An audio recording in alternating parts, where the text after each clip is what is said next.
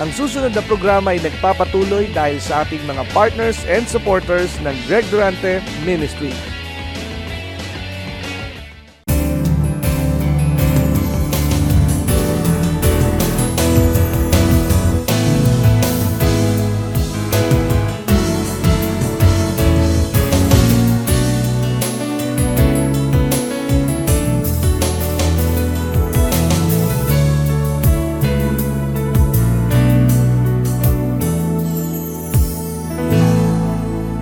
Pagsamba, Ama, sa pangalan ni Jesus. At ang lahat ay nagsabi ng malakas na Amen. Ang Diyos po ay napakabuti. Amen? Kaya ba'y naniniwalang napakabuti ng Diyos? Itaas ang kamay nung naniniwalang napakabuti ng Diyos. Purihin ang Panginoon. Hallelujah! Kaya't kung magbibilangan tayo ng problema, alagay ko, tayo po ay nakakaranas ng kabutihan dahil po doon sa mga problemang nalutas, mga suliranin na napagtagumpayan, mga krisis na ating nalagpasan. Ilan po ang krisis na nalagpasan mo mula nung ikay bata pa hanggang ngayon? Ilan po yung mga bingit ng kamatayang nalampasan mo mula nung ikay maging tao? Kaya pag inalala mo ito, ikaw po ay magkakaroon ng maunlad na tiwala sa Diyos. Kaya nga po ngayong hapong ito, nais kong ihatid sa inyo ang mabuting balita. So tayo po sandali ay manalangin. Hawakan mo ang kamay ng iyong katabi at manalangin tayo na nagkakaisa. O Diyos, sa magkakakapit palad, hayaan mong ang bawat isa ay makaranas ng pagpapatuloy na agos at daloy ng iyong pagpapala. Gawin mong matibay at matatag ang mga palad na magkadaop ngayon. Ang lahat ng mahawakan nila ay iyong pagtagumpayin.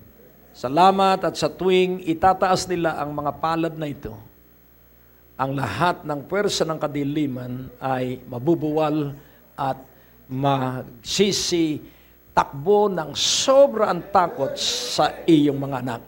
Salamat sa iyo ang kaluwalhati at papuri sa pangalan ni Jesus at ang lahat ay nagsabi ng Amen. Tingnan mo ang iyong palad sapagkat sa palad mo nandyan ang kapangyarihan ng Panginoon. At upang ito ay may pagpatuloy, magsanay kang itinataas mo ang iyong mga bisig. Amen? Kaya nga ang sabi ng aklat ng Hebreo, yung mga nanlulupaypay na mga palad ay itaas at muling sumamba sa Diyos. At yung mga nanginginig na tuhod ay muling iluhod, sapagkat muling mararanasan ng bawat isa na nagbalik sigla ang muling pagsama ng kapangyarihan ng Diyos. Laging unawain po natin may nakalaan na tagumpay ang Diyos sa bawat isa sa atin. Kaya nga po, kung hindi po sa mga pagsubok, hindi tayo kasing tatag ng ating kalagayan ngayon. Kaya nga po, simple lamang po, buksan natin ang mensahe po sa Matthew 20, verse 20.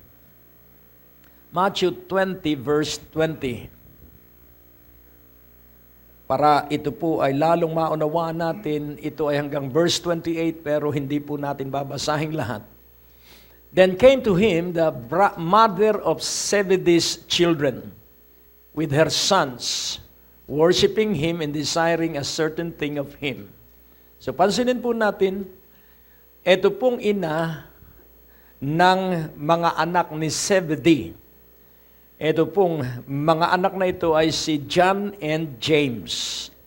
Parehong alagad ng Panginoon. So sa panahon ng pagsamba, merong hangarin ang ina.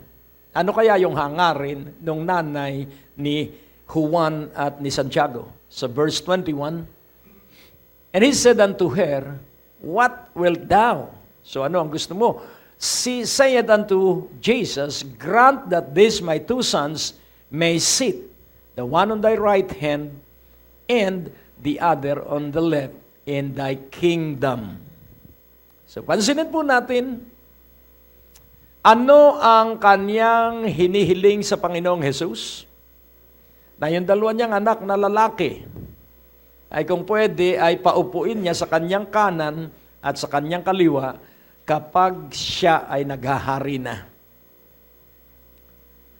Ngayon natin pong unawain, sabi sa verse 22, But Jesus answered and said, Ye know not what you ask.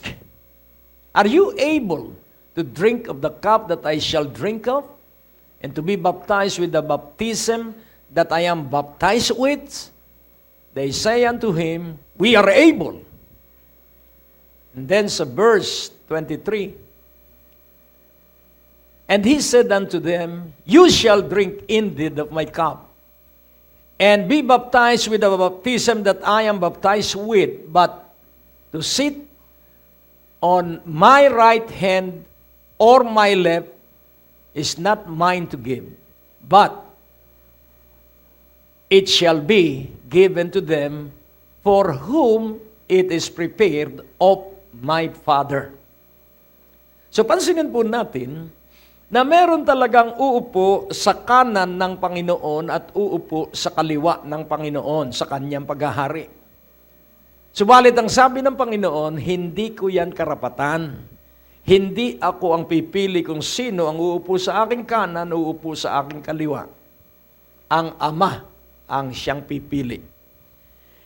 At ano po ang ating aralin na makukuha po dito? It is about dreams. Ito po ay tungkol sa mga pangarap. At pansinin po natin yung nanay ang nakikiusap. Tingnan naman natin sa Mark 10, sa verse 35. Sino naman ang nakikiusap dito? Dito sa Matthew 20, sa Mark 10, sa Matthew 20 ay ang nanay ang nakikiusap. Sa Mark 10, And James and John, the sons of Zebedee, come unto him, saying, Master, we would that thou shouldest do for us whatsoever we shall desire. Napakaganda po dahil naniniwala siya sa mga turo ng Panginoon. Kaya kung titingnan po natin, ibibigay ng Panginoon at siya'y turo ng Panginoon anuman ang iyong maibigan. Kaya ginawa nila yung turo ng Panginoon. That you should do for us whatsoever we shall desire. Na iyong gagawin sa amin kung ano man ang aming mithiin. Sa verse 36. And he said unto them, What would you that I should do for you? Verse 37. They said unto him, John and James, Grant unto us that we may sit, one on thy right hand, and the other on thy left hand, in thy glory. Doon sa isa, in thy kingdom.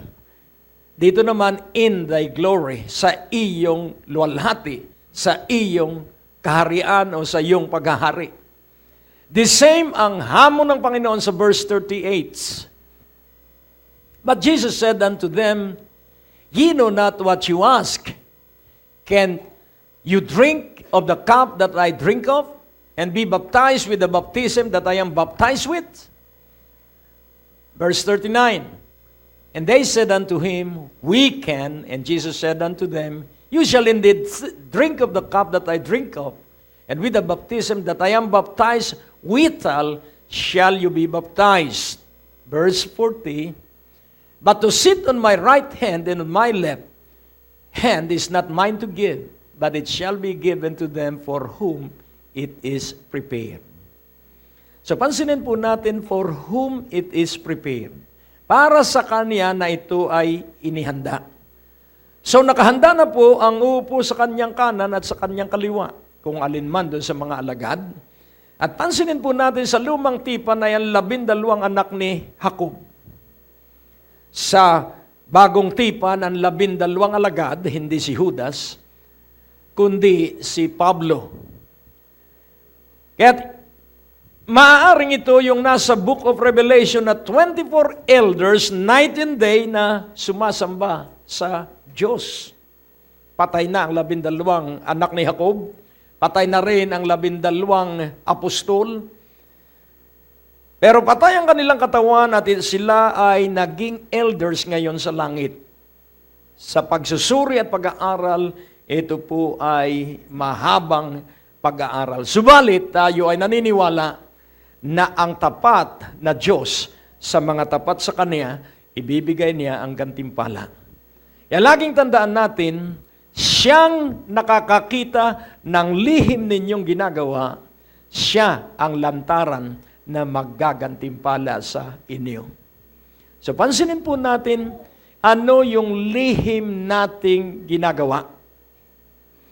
Laging tatandaan po natin na hindi po lubhang kapanipaniwala agad yung panlabas nating ginagawa. Ang tinitingnan ng Diyos ay yung intensyon, yung motibo na nasa loob ng ating puso. Sa 1 Samuel 16:7, dahil ang tao nga po ay kadalasan ay nalilinlang ng panlabas na kapasyahan. Kaya kailangan matuto po tayo na ang ating pagpapasya ay alamin natin ang puso ng Diyos upang malaman natin ang puso ng tao kung sino ang iyong makakanegosyo at kung sino ang pagtitiwalaan mo ng iyong salapi. Unawain po natin, hindi ho pwedeng ipagkatiwala natin ang buhay natin kinabukasan sa kanino man tao. Ang pinaka makapangyarihan pong pagtitiwalaan ng ating buhay at kinabukasan ay tanging ang Diyos. But the Lord said unto Samuel, look not in his countenance or on the heights of his stature, because I have refused him.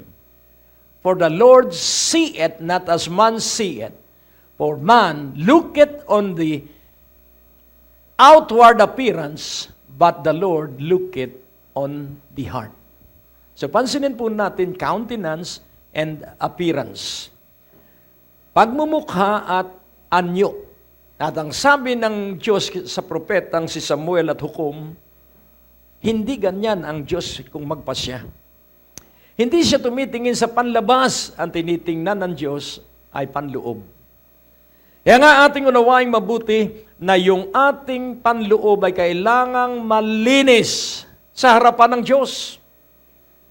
Amen po ba? So hindi lahat ng mabuti ay magagawa natin sa mabuti at tamang paraan. Kaya atin pong uunawain ngayon na ang mabuti ay gagawin natin sa talagang totoong paraan because there is only freedom if we know the truths. Ang kalayaan po ay sa pagkaalam lamang sa katotohanan. Kaya, ano po ang ating gagawin? Gusto ng Diyos na ikaw ay pagpalain, ibig ng Diyos na ikaw ay gawing napaka-sagana at napaka-unlad at napaka-lusog. Bakit po maraming tao na yumaman tapos yung yaman ay uubusin lang sa gamot, sa manggagamot at sa pagamutan? Bakit po maraming taong sa huling panahon ng kanilang buhay ay naubos ang kanilang yaman? At wala po sino man sa atin ang may ibig na tayo ay tatanda na salat at dukha. Wala po sa ating may ibig. Sino po dito ang may ibig na pagtanda siya ay salat, dukha? Wala po, ano po. Ang gusto natin ay magtatapos tayo na matagumpay. At gusto rin ito ng Diyos. Kaya nga po ating unawain, kailangang nalalaman mo ang tamang pangarap. Ating unawain na si Saul na hari ng Israel ay napakakisig na lalaki at siya ay napili ng Diyos para maging hari ng Israel. So siya ay mas mataas kaysa pangkaraniwang Hudyo. siya ay gwapo. Kaya ang sabi ng mga tao, yan ang dapat nating hari. At bakit gusto ng mga Israelita na magkaroon ng hari? Dahil ang mga tao po ay tamad na ipagtanggol ang kanilang sarili. Ang gusto nila ay meron silang mana ng gold. So, pansinin po natin, they want a king because they are afraid to do protecting themselves. They are afraid. Ayaw nilang papagod, ayaw nila na sila pa mismo ang gagawa ng protection sa kanilang sarili. Kaya ang gusto nila ay hari. Sabi ng Diyos kay Samuel, sabihin mo sa kanila na sila ay magiging alipin ng haring kanilang napili. Ang sabi ng mga tao, hindi na bale. At ang layunin ng mga tao ay para meron silang tagapagtanggol. So, nais kong inyong maunawaan at sa gitna na ng mensahe natin, ipakikita ang titulo. So, ano ang titulo ng mensahe? Poisons that kills slowly. Palagay ko po, hindi mo iinumin yung isang basong asido. Ano po? Matalino tayong lahat. At hindi na kailangan ang talino para tuklasin na asido yung nasa harapan niya. Dahil kumukulo po yun, pagpuro. Pero hindi na mamalayan ng marami na siya ay pakonti-konti ay nalalason ng hindi niya namamalayan. Hindi po ito tungkol sa pagkain at hindi rin po ito tungkol sa tunay na lason. Atin pong unawain na tayo po ay tatlo ang kabuuan ng ating pagkatao, espiritu, kaluluwa at katawan. At atin din pong unawain na ang Diyos ay may ibinigay na pangarap sa bawat tao. Alam mo, kung hindi mo ito maunawaan, mapapagod ka po pagtanda mo. Dahil kadalasan po ng tumatanda ay naghihintay na lamang ng kamatayan. Wala na silang magawa. Pero pansinin po natin si Billy Graham at 93 years old. Siya po'y tuloy. Hindi na siya nangangaral pero siya sumusulat pa rin ng aklat. At ang isa sa latest book niya ay yung tungkol sa huling mga taon ng isang Kristiyano. Kaya nga ating unawain, kailangan ikaw ay may ginagawa. Ang tumatanda ay yung tumigil na sa mga challenges of life. Huwag ka pong titigil. Ipagpatuloy mo ang iyong paggawa para hindi ka tumanda. Pansinin po natin, maggi ka pong observant at makikita mo na ang mas tumatanda ay yung walang challenge sa buhay. Ang humihina ay yung walang hamon sa buhay. At paano ka magkakaroon ng hamon? Ang pamahalaan ay gumagawa ng lahat ng paraan para sa pagtanda ng kanyang mamamayan. Meron silang healthcare, meron silang pension. At ang pangkaraniwang tao ay umaasa na lamang sa pension. Pero ang matatag na tao ay umaasa sa Diyos. Hello? So ating unawaing mabuti. Pwede ka pong mabuhay na malusog kung palulusugin mo ang iyong espiritu at kaluluwa. Amen po ba?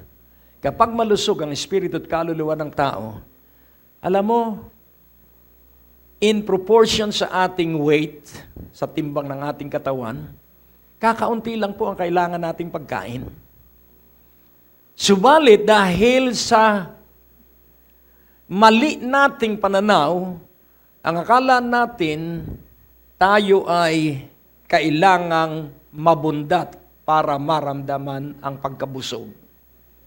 Kung tayo lamang ay magiging matalino at ating susundin ang mga payo ng mga dalubhasa na hindi ko rin nagagawa, pero kung sana'y nagagawa natin, nang sabi ng mga dalubhasa sa kalusugan, kailangan ang karne, pag iyong kinain, at least yung isang kapirasong karne na kahit pinalambot na yan, kailangan pa rin 25 nguya.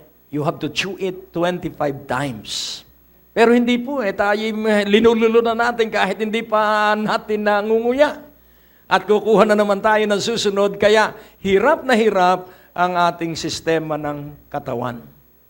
So, ang talagang tunay na pagkain ay at least 1 hour. Pero hindi po natin magawa dahil habang nagdadrive tayo, daan sa drive-thru, kain habang nagdadrive. So kaya ang mga tao ay madaling magkasakit. Bakit? Sapagkat hindi sila nakasentro doon sa pagkain, kundi sa pagmamaneho para mabusog lang. Nakukuha niyo po? Kaya nga po ating unawain. Poisons that kills slowly. Mga laso na pumapatay ng dahan-dahan. Ano kaya ito? Kailangan ikaw ay may pangarap. Ikaw po ba ay may pangarap? So you must have a dream because our life is a life of dreams. Ikaw ba ay may pangarap at tama ba ang iyong pangarap? Kailangan tama ang ating pangarap. May pangarap ng tao at may pangarap ng Diyos.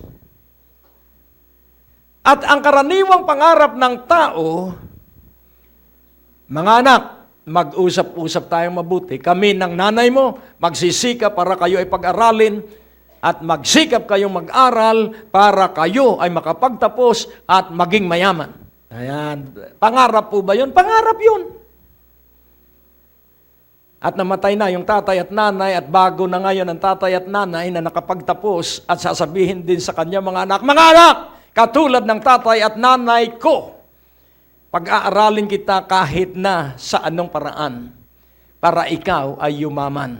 At namatay uli ang ikadalawang saling lahi. On and on, yun po ang nangyayari. Sige anak, magpakayaman kayo. Sige apo, magpakayaman kayo. Is it really a dream that glorifies God? Nais kong inyong maunawaan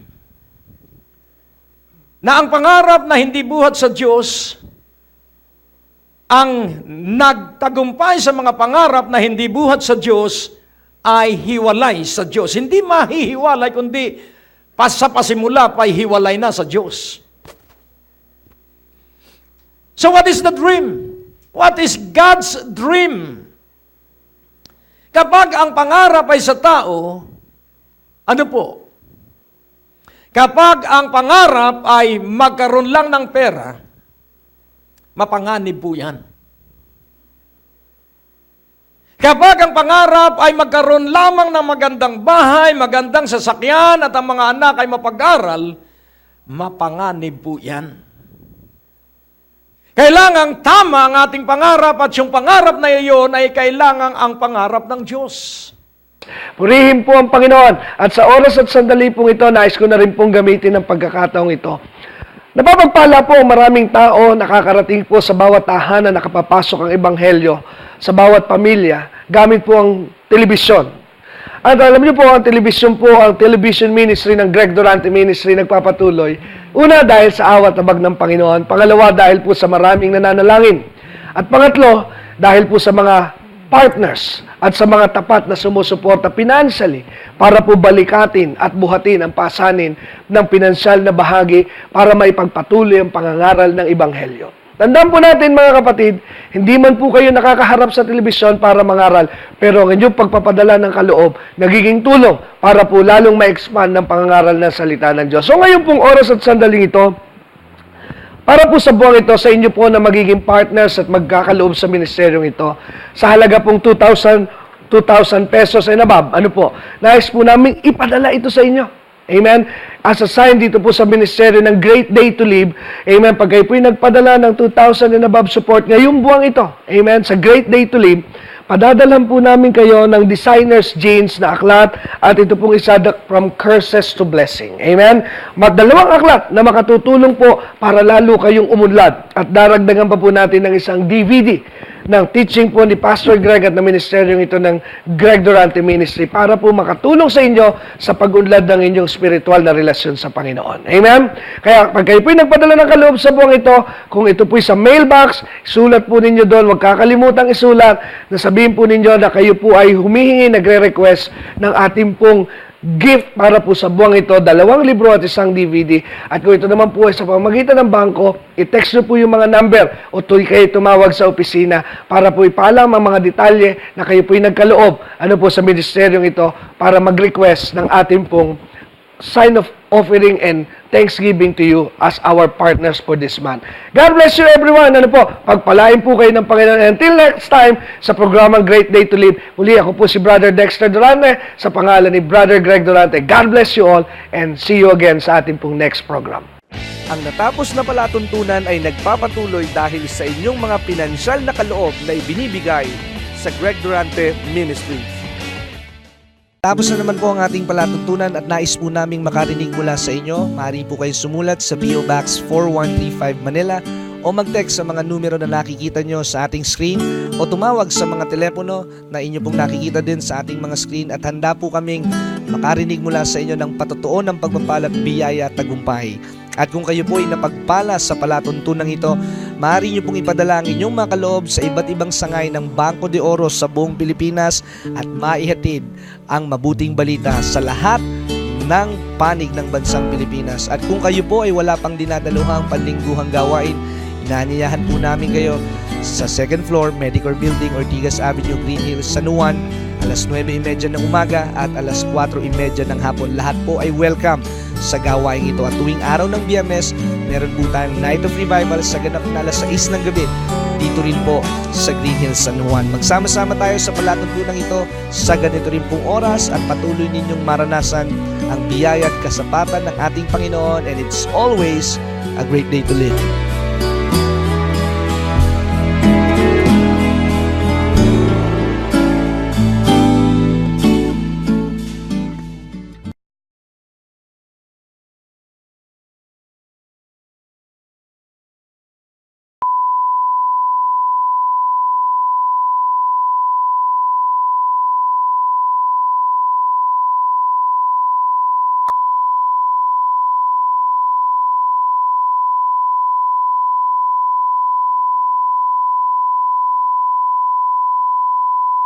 Ang susunod na programa ay nagpapatuloy dahil sa ating mga partners and supporters ng Greg Durante Ministry.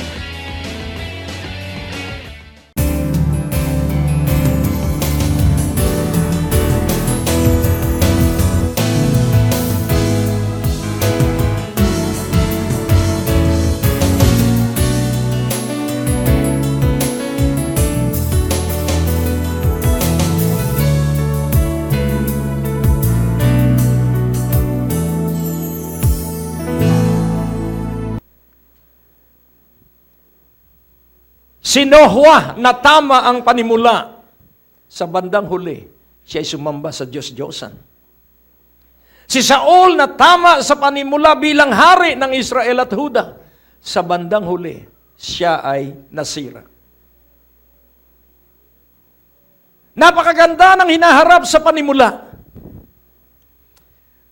At kung titingnan po natin, kapag ang tao po ay hindi natuto, dahan-dahan siya po ay lalasunin nung mga kasalanang hindi niya napupuna ay nagpapahina ng kanyang katwiran at paninindigan.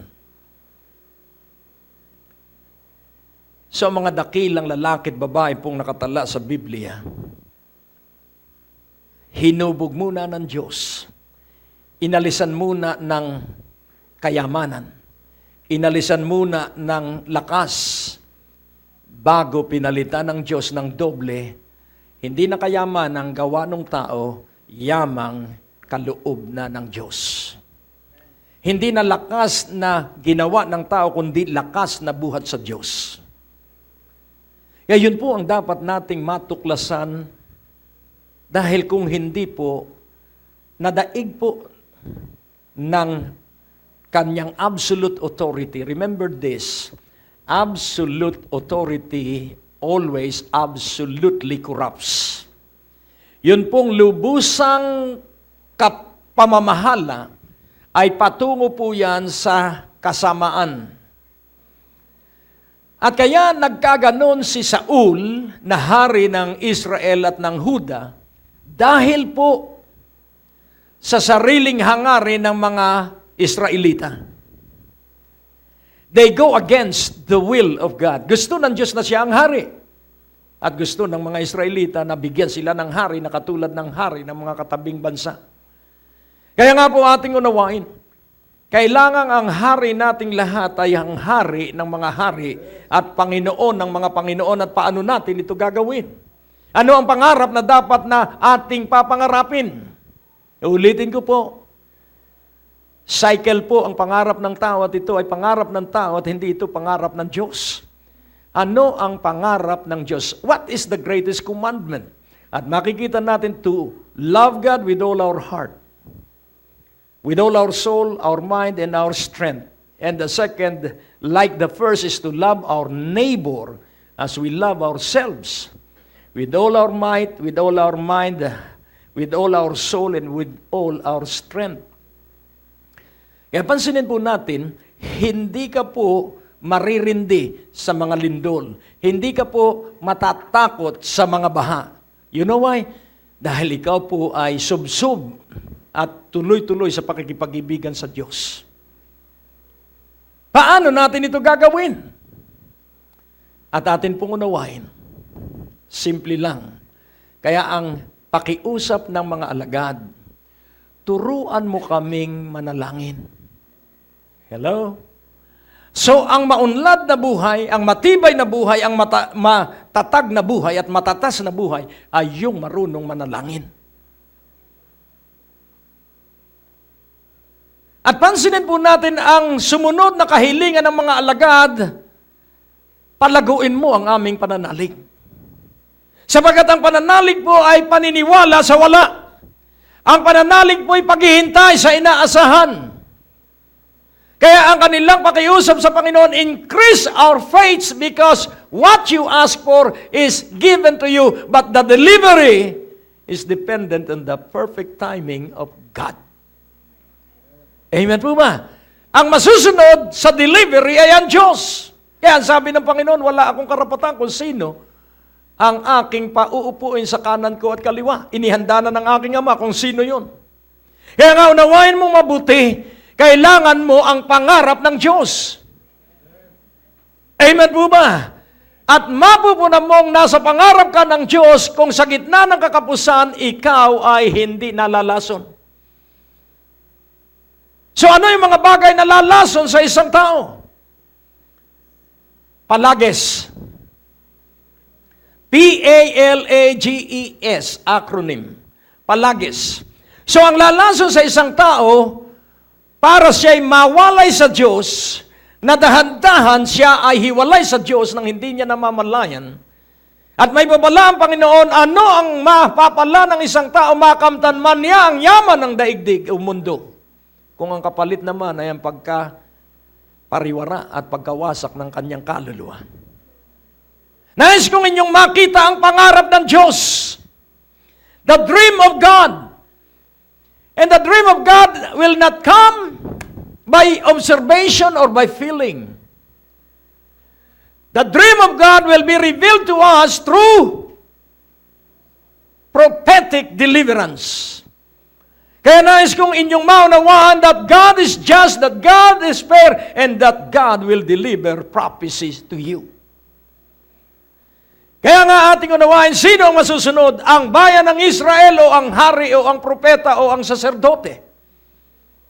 Ang masusunod po ay ang Diyos lamang. Kaya ano ang pangarap ng Diyos na dapat nating pangarapin? What is the dream of God? Because we shall become according to the dream of God. Kapag hindi mo alam ang pangarap ng Diyos, ang sabi ng Panginoon kay Pedro, dahil sabi ni Pedro, wala pong makasasaling sa iyo. Dadaan siya sa ibabaw ng aking bangkay. At ang sabi niya, Pedro, Tumahimik ka na dyan. Ipagkakanulo mo ako ng 3 ulit. Alam ng Panginoon ang mangyayari sa kinabukasan. Judas, madaliin mo na ang dapat mong gawin. Hindi lang niya sinabi, ipagbili mo na ako, Judas. Alam ng Panginoon kung sino ang magkakanulo sa Kanya, kung sino ang magbebenta sa Kanya. Kaya hindi siya marunong sumama ang loob dahil kailangang mangyari yung dapat mangyari sang-ayon sa pangarap ng Kanyang Ama. Hello? So if you know the dream of God, maiiwasan mo ang palagis. Ano ang palagis? Pride. P stand for pride. And what is pride? Yung pag-aakalang ikaw lang ang magaling. Yung pag-aakalang ikaw lamang ang kailangan ng simbahan. No, no, no, sir. No, ma'am. You are not God. Ang simbahan itinatag at itinayo ng Panginoong Jesus. At ang simbahan ay pagpapatuloy na maging maunlad, lalo na sa huling panahon. At ang pag-unlad ng simbahan ay sa panahon ng mga pagsubok at krisis. Revelation will come when we are undergoing tests, trials, and passing through crisis. A thorn in the flesh is allowed by God for me, sabi ni Paul. Because of the mighty great revelation that I am receiving, para hindi ako magmalaki. The pressure and the pleasure of our Christian life. Napakaganda po ng pagiging Kristiyano, lalo na pag ikay maraming pera. Eh paano na kung idinaan ka pansamantala sa pagsubok? So there will be pressure. Madali po sa pleasure, pero sa pressure, iilan po yung nagpapatuloy. At nawa tayo yung ilan dun sa magpapatuloy. So what is A? A is avarice. Avarice. What is avarice? Excessive longing for wealth.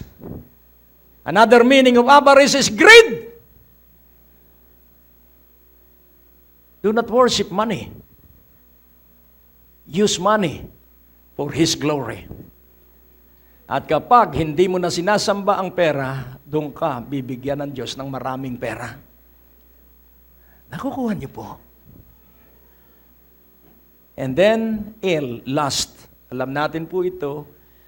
Ito po ay excessive desire for sexual longing. Palagay ko po, pasado tayong lahat doon. And then yung another A, anger. Dito po marami sa ating nagpo-polter. Madali po tayong magalit. Alam niyo kung bakit? Dahil gusto natin yung ibig natin sa lalong madaling panahon. Hello? Gusto ko ngayon na! Kaya naglikha ang tao ng pressure cooker. Nung araw po, kapag native na manok, naku, ang dami pong kahoy na mauubos mo para palambutin. Ngayon, pressure cooker. Malambot agad ang karne. At wala na rin yung nutrients dun sa karne dahil nalusaw na nung pressure, nung cooker na inilabas dun sa relief valve. Di ba umuusok yun? Ayun, yung lahat ng sustansya ng karne, nandun na sa hangin. Hello?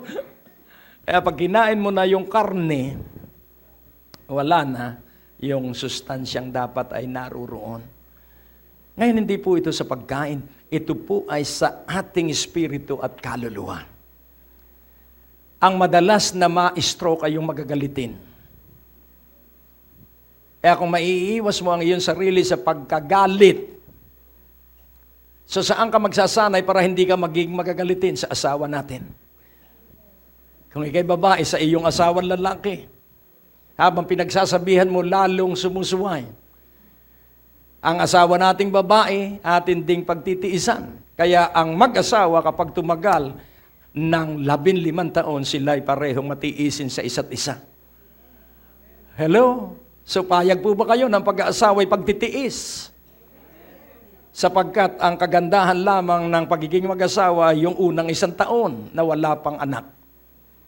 Pero pag nagkaanak na, tulak ka na, ikaw na nga ang mag-alaga. Gawa mo kasi kaya tayo nagkaanak. Pinupuyat na ako ng ating anak. Ayun, nag-aaway-away na.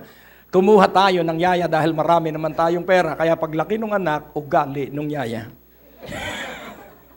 Kaya nais kong ipaunawa sa bawat isa, maganda po ang buhay kung lalakad ka sa katotohanang aral na nasa kasulatan.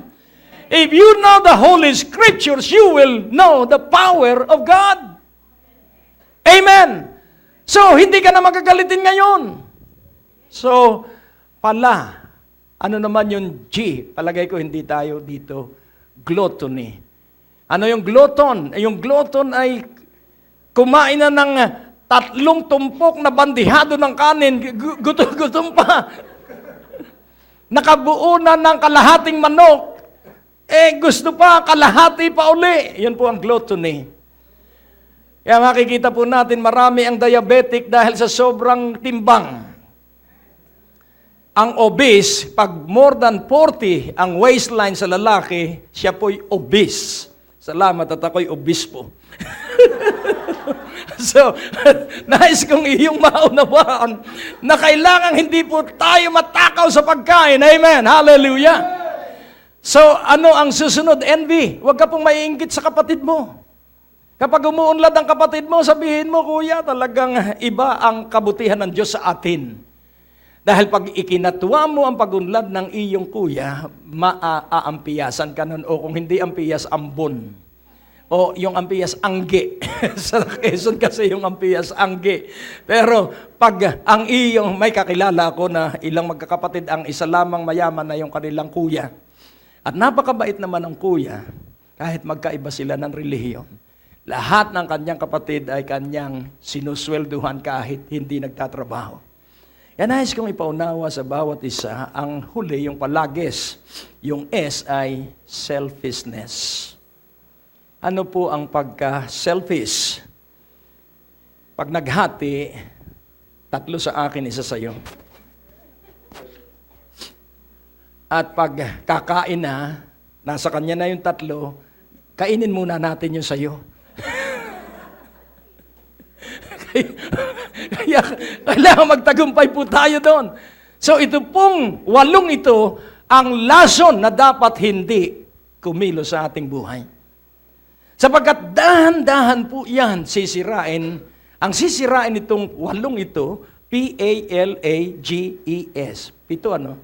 Palages. 7. 7. So ang sisirain po nito ay ang ating relasyon sa Diyos at relasyon sa ating mga mahal sa buhay.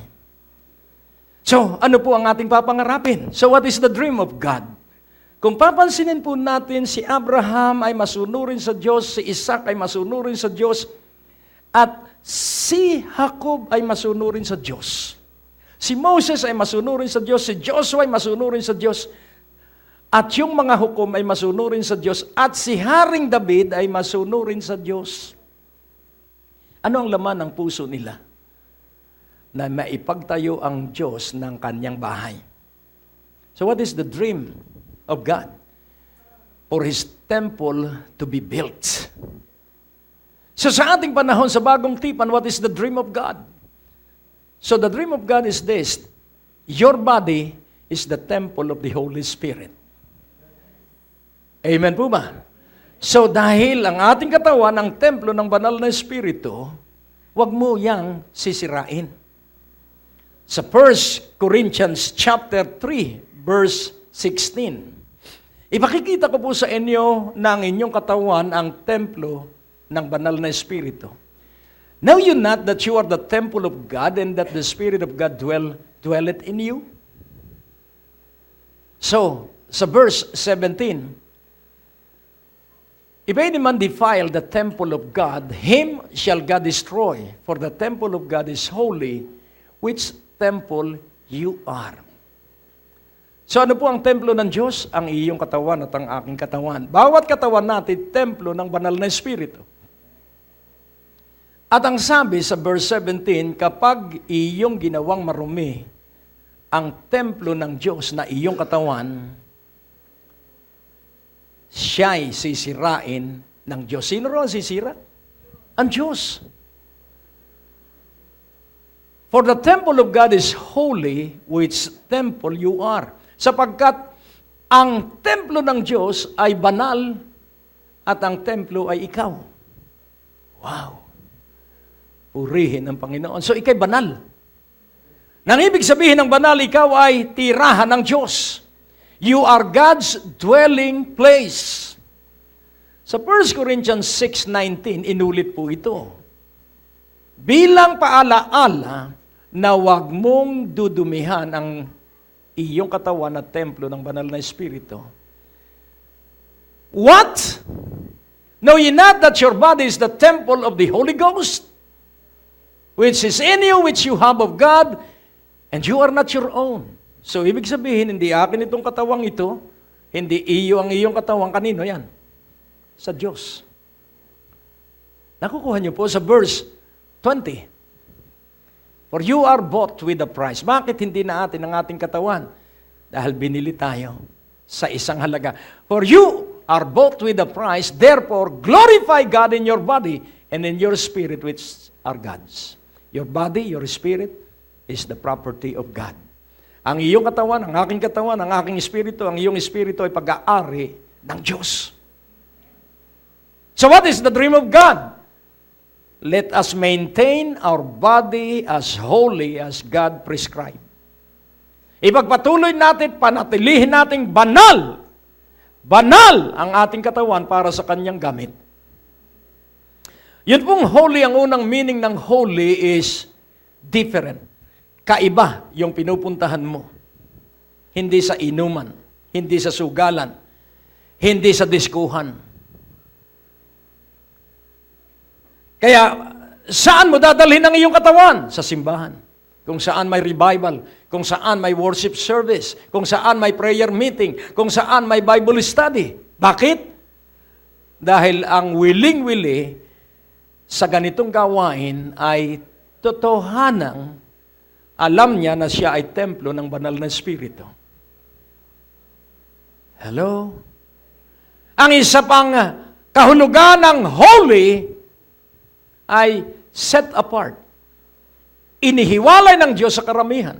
Kaya ikaw ay inihiwalay ng Diyos sa karamihan. So ano ang pangarap ng Diyos?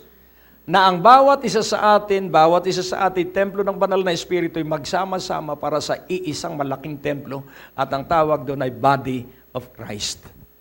Na kahit anong denominasyon, basta si Kristo ang kanilang Panginoon, kaisa natin sila. Hindi sila kahiwalay, kundi kaisa para mabuo ang isang malaking templo. Sapagkat ang sabi sa Hebrews 11, sila ay nagtapos pero hindi nila nakamit ang kabuuan ng pangako ng Diyos sapagkat hindi ito nila makakamtan hanggat hindi nila tayo nakakapiling. So ano ang pangarap ng Diyos? Na mabuo ang katawan ng Panginoong Hesukristo. Kaya pag nabuo ang katawan ng Panginoong Hesukristo, doon po dadaloy ang kakaibang kalusugan, kakaibang karunungan, kakaibang kapangyarihan. At iiyak tayo sa sobrang kagalakan at mag-iindakan tayo at magsasayawan sapagkat ang pangarap ng Diyos ay Kanyang mismong gagawin sa iyo at sa akin. At paano makapagpapatuloy tayo sa pangarap ng Diyos? To conclude this message, sa Romans 12:1 and 2, ito po ang ating gawain araw-araw saan man tayo pumaroon. I beseech you therefore, brethren, by the mercies of God, that you present your bodies a living sacrifice, holy, acceptable unto God, which is your reasonable service. Holy and acceptable to God. Kailangan ating katawan pagkakagising sa umaga, bago matulog at paggising, kailangan ito ay banal at tanggap ng Diyos. Amen?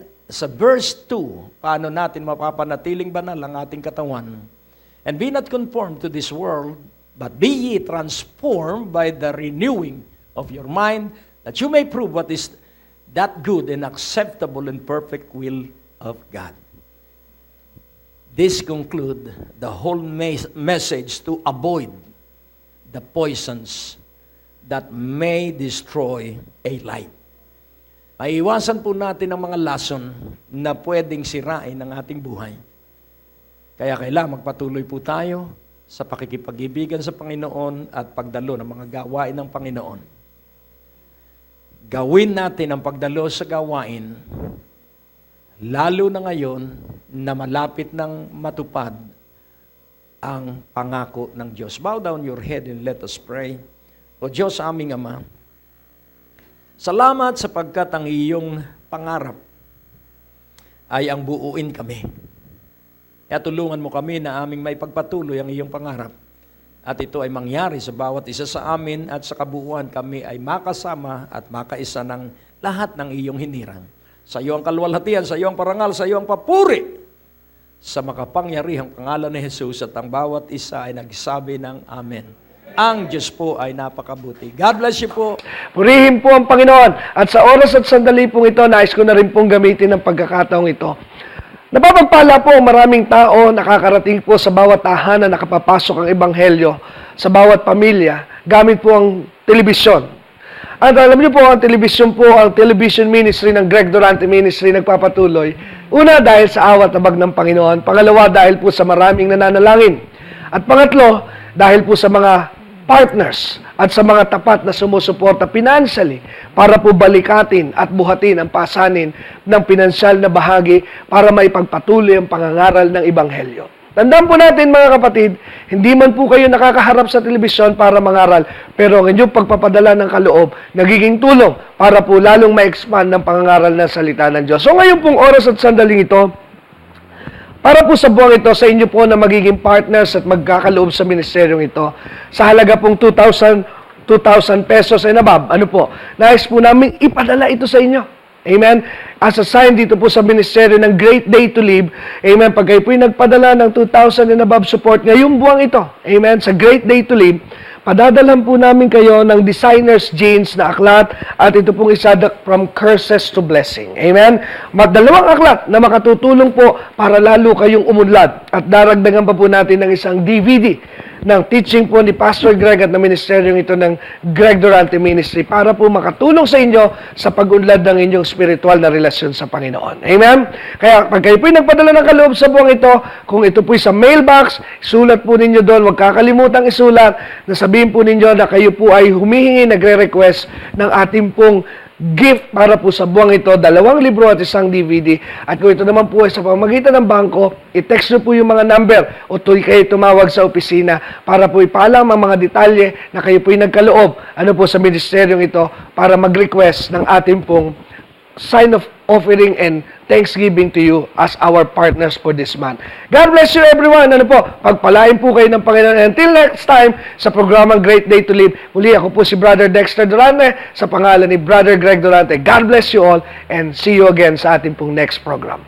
Ang natapos na palatuntunan ay nagpapatuloy dahil sa inyong mga pinansyal na kaloob na ibinibigay sa Greg Durante Ministries.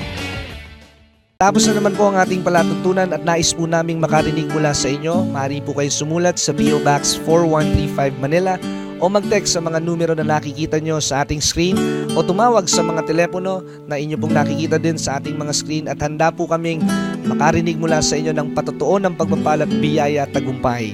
At kung kayo po ay napagpala sa palatuntunan ito, maaari nyo pong ipadala ang inyong mga kaloob sa iba't ibang sangay ng Bangko de Oro sa buong Pilipinas at maihatid ang mabuting balita sa lahat ng panig ng bansang Pilipinas. At kung kayo po ay wala pang dinadaluhang panlingguhang gawain, inaanyayahan po namin kayo sa 2nd floor, Medicor Building, Ortigas Avenue, Green Hills, San Juan, alas 9:30 ng umaga at alas 4:30 ng hapon. Lahat po ay welcome sa gawain ito. At tuwing araw ng Biyernes, meron po tayong Night of Revival sa ganap na alas 6 ng gabi dito rin po sa Green Hills, San Juan. Magsama-sama tayo sa palatuntunan ito sa ganito rin pong oras at patuloy ninyong maranasan ang biyaya at kasapatan ng ating Panginoon, and it's always a great day to live.